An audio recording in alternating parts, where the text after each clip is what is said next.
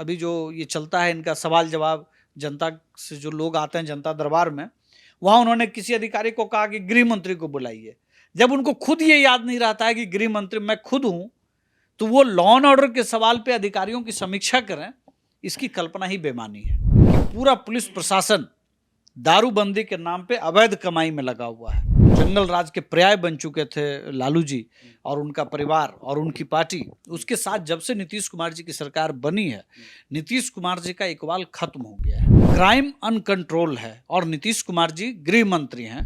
करोड़ों रुपए एक एक गांव को चमकाने में लगाया गया और नीतीश जी को वो दिखाया गया और नीतीश जी को ये भ्रम हो गया है कि यही बिहार है।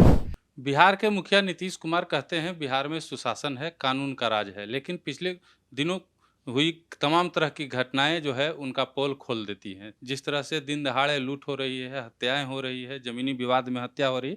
हमारे साथ बात करने के लिए आरएलजेडी के प्रदेश प्रवक्ता राहुल कुमार जी हैं। सर, बिहार में सुशासन है, कानून का राज है, क्या लगता है आपको? नीतीश कुमार जी प्रधानमंत्री बनने को बेताब हैं और वो हमेशा कहते हैं कि बिहार का जो एक मॉडल है वो एक अलग तरह का मॉडल है।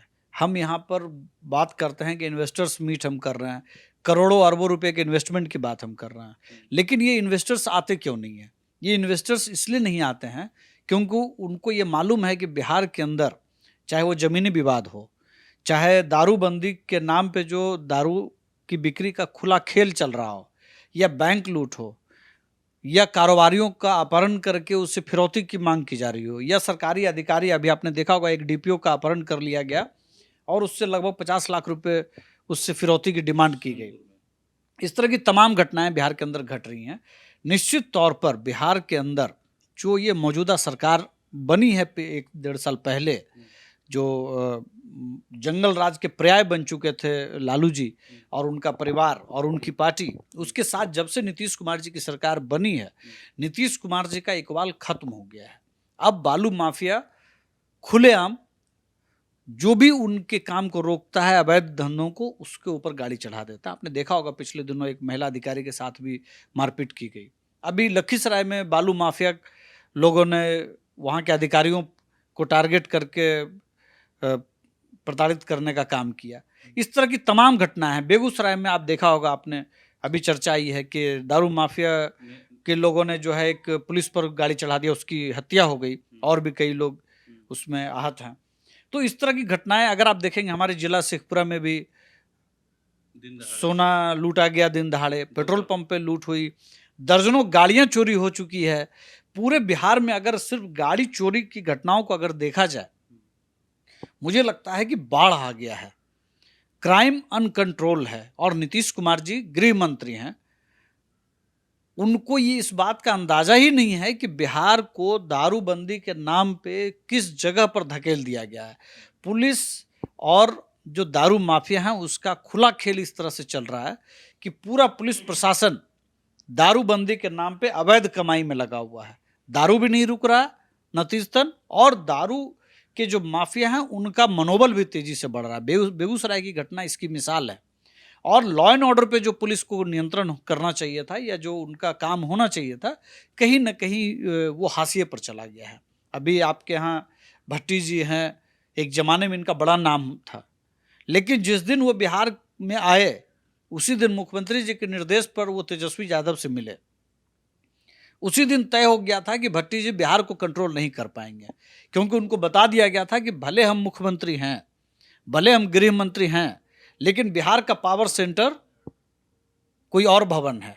और वो भवन उस बात से तय हो गया जब भट्टी जी तेजस्वी जी से मिलने के लिए गए, और तब से बिहार के अंदर जो क्राइम कंट्रोल करने की जो एक उम्मीद थी वो पूरी तरह से ध्वस्त हो गया। आप कहते हैं कि ध्वस्त हो गया, लेकिन मुख्यमंत्री जी इस बात को मानने के लिए तैयार नहीं होते हैं। वो कहते हैं कहाँ कुछ हो रहा है। मुख्यमंत्री जी मुझे लगता है कि लोगों से कट चुके हैं। वो सिर्फ 4-5 एलीट टाइप के जो मंत्री हैं उन्हीं से घिरे हुए रहते हैं।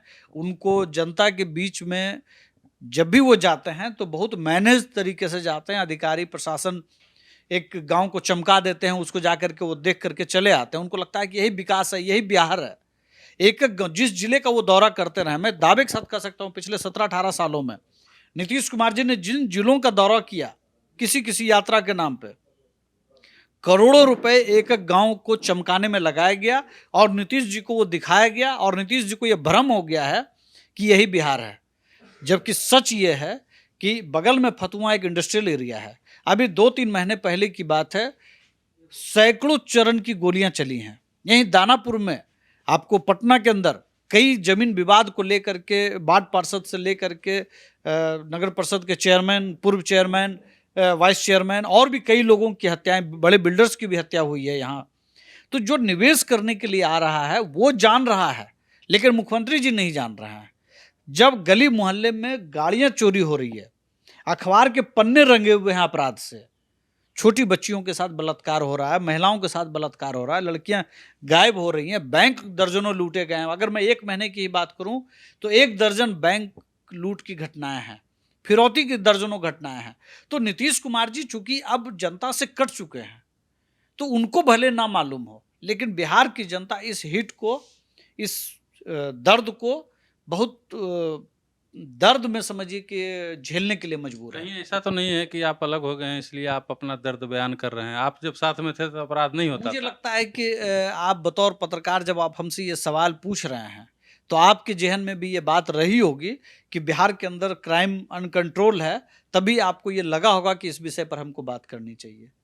सिर्फ सवाल आरएलजेडी की प्रतिक्रिया का नहीं है।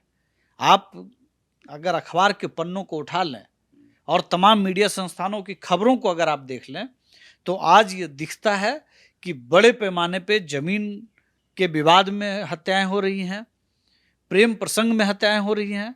लेकिन ये एक पहलू है, लेकिन दूसरा पहलू ये है कि बिहार के अंदर दर्जनों बैंक लूटे गए हैं और 10-20 लाख की डकैती नहीं हुई है, करोड़ों करोड़ की डकैती हुई है। चाहे मुजफ्फरपुर की घटना हो, आरा की घटना हो, शेखपुरा की घटना हो और इस तरह के दर्जनों घटनाएं मैं आपको बता सकता हूँ। बलात्कार की घटनाओं से अखबार रंगे पड़े हैं। तो भले आप कह सकते हैं कि हम विपक्ष में हैं, तो हम विपक्ष के तौर पर सरकार को जागृत करने का काम कर रहे हैं। नीतीश जी को पुलिस विभाग की समीक्षा करनी चाहिए, लेकिन वो नीतीश जी अब क्या समीक्षा करेंगे जिनको ये इस बात का भान ही नहीं रहता है। जनता के साथ जब वो अभी जो ये चलता है इनका सवाल जवाब, जनता से जो लोग आते हैं जनता दरबार में, वहाँ उन्होंने किसी अधिकारी को कहा कि गृह मंत्री को बुलाइए। जब उनको खुद ये याद नहीं रहता है कि गृह मंत्री मैं खुद हूँ, तो वो लॉ एंड ऑर्डर के सवाल पे अधिकारियों की समीक्षा करें, इसकी कल्पना ही बेमानी है। चलिए, राहुल कुमार जी को आपने सुना, इन्होंने साफ तौर पे कहा है कि पुलिस विभाग को समीक्षा की ज़रूरत है, पुलिस विभाग की समीक्षा की ज़रूरत है और मुख्यमंत्री नीतीश कुमार को इस पे सोचना चाहिए। बहरहाल बिहार में बढ़ती जो अपराध है उसके बारे में आप क्या सोचते हैं कमेंट बॉक्स में बताइएगा। धन्यवाद।